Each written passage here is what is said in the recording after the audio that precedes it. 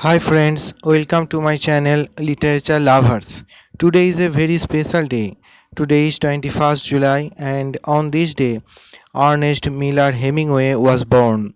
He was born in 1899 and he died on 2nd July 1961.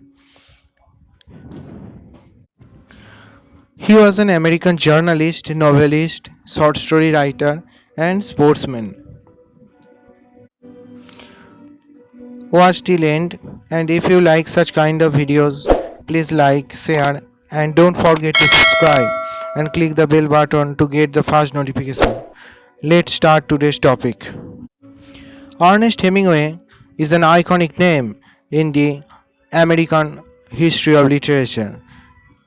He was born on 21st July in the year 1899, and as I previously said that he died on 2nd July 1961.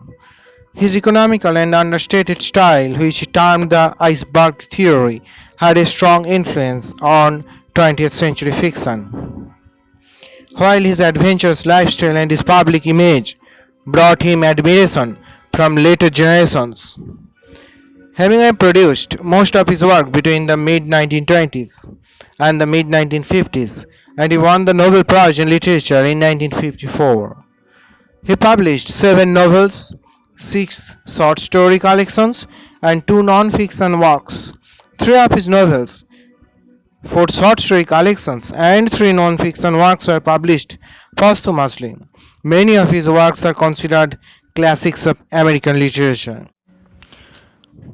First, I will discuss his early life, as it is a kind of tribute to the great American laureate, Nobel laureate. So, he was born in Oak Park, Illinois, in Chicago. The name of his parents were Clarence Edmonds Hemingway. His father, he was a physician, and his mother, Grace Howell Hemingway. She was a musician. His parents were well educated and well respected in Oak Park. Hemingway's mother, a well known musician in the village, taught her son to play the cello despite his refusal to learn. Though later in life he admitted the music lessons contributed to his writing style, evidenced, for example, in the contrapuntal structure of For Whom the Bell Tolls. Hemingway attended Oak Park and River Forest High School from 1913 until 1917. He was a good athlete involved with a number of sports like boxing, track and field, water polo, and football. He performed in the school orchestra for 2 years with his sister Marceline and received good grades in English classes.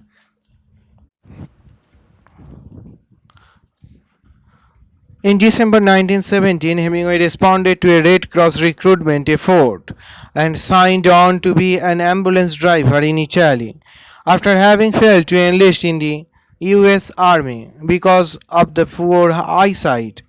In May 1918, he sailed from New York and arrived in Paris as the city was under bombardment from German artillery. That June, he arrived at the Italian front. On his first day in Milan, he was sent to the scene of a munitions factory explosion to join rescuers retrieving the shredded remains of female workers. He described the incident in his non-fiction book, Death in the Afternoon. I am quoting Hemingway's own words within quote. I remember that after we searched quite thoroughly for the complete dead, we collected fragments. Full stop. A few days later, he was stationed at Fort Salta de Pieve. Such was the life of Ernest Hemingway. His life was involved not only in the American war but also in such kind of civil war and also in the world war. Now I am discussing some important or major works written by Hemingway. In the year 1926, his book In Our Time was published. Next, in the following year, in 1927, his next book, The Sun Also Rises, was published. And in the year 1929, his another major book, A Farewell to Arms, was published. And in 1937, his another book, To Have and Have Not, was published.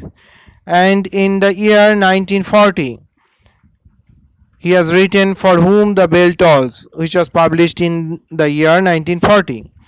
And the last major book of Ernest Hemingway, The Old Man and the Sea, was published in the year 1951.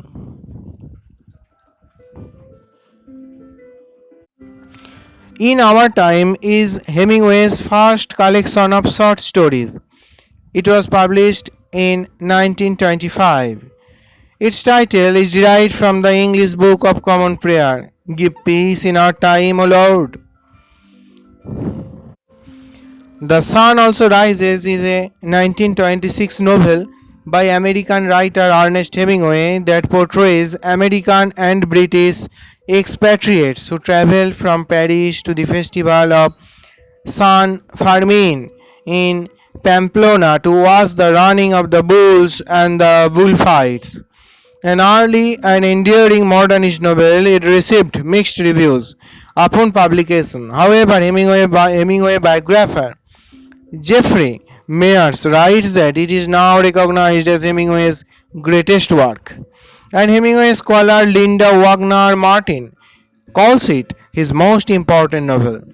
The novel was published in the United States in October 1926 by Scribners. A year later, Jonathan Cape published the novel in London under the title Fiesta. The basis for the novel was Hemingway's trip to Spain in 1925. The setting was unique and memorable, depicting the sordid cafe life in Paris and the excitement of the Pamplona festival, with a middle section devoted to descriptions of a fishing trip in the Pyrenees. Hemingway's sparse writing style, combined with his restrained use of description to convey characterizations and action, demonstrates his iceberg theory of writing.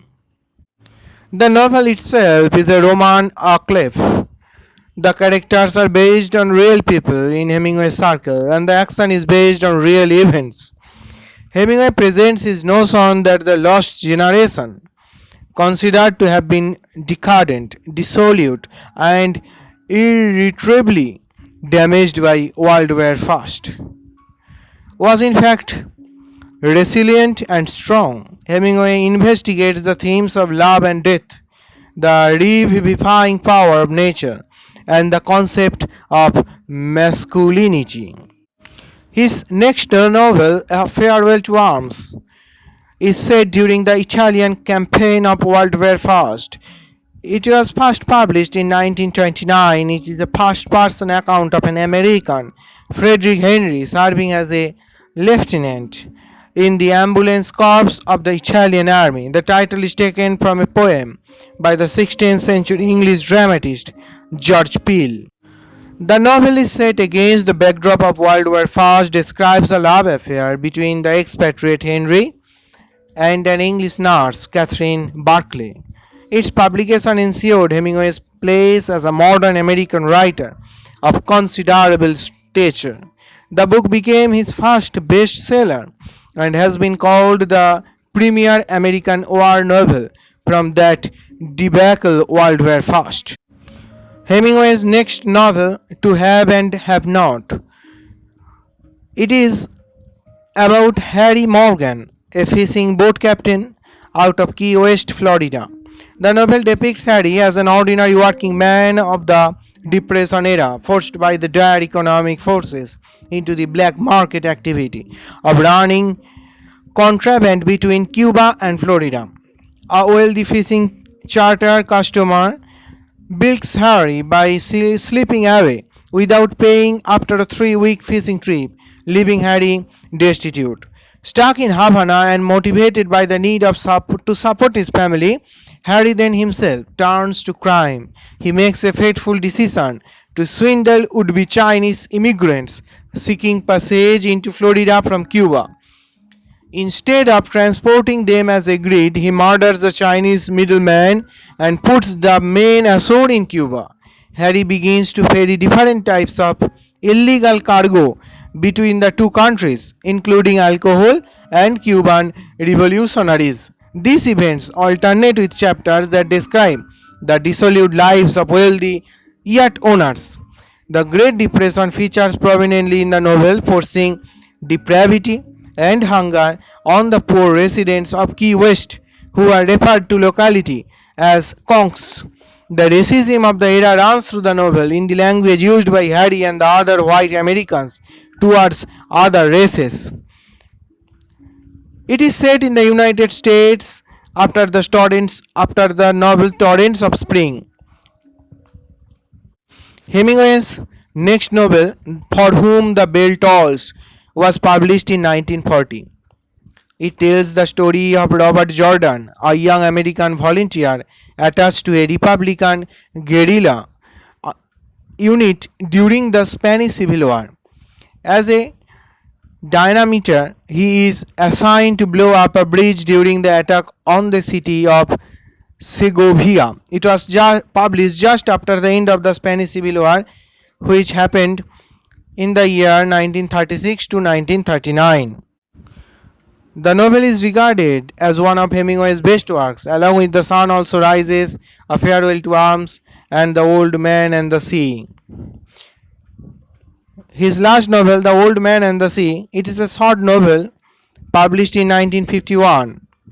Published in 1952. It was written in 1951. It was the last major work of fiction by Hemingway that was published during his lifetime. One of his most famous works, it tells the story of Santiago, an aging Cuban fisherman who struggles with a giant marlin far out in the Gulf Stream off the coast of Cuba. In 1953, The Old Man and the Sea was awarded the Pulitzer Prize for Fiction, and it was cited by the Nobel Committee as contributing to their awarding of the Nobel Prize in Literature to Hemingway in 1954. So, this is about the life and works of Ernest Hemingway. It is a kind of tribute on his birthday. Stay tuned with my channel. Thank you. Thank you all.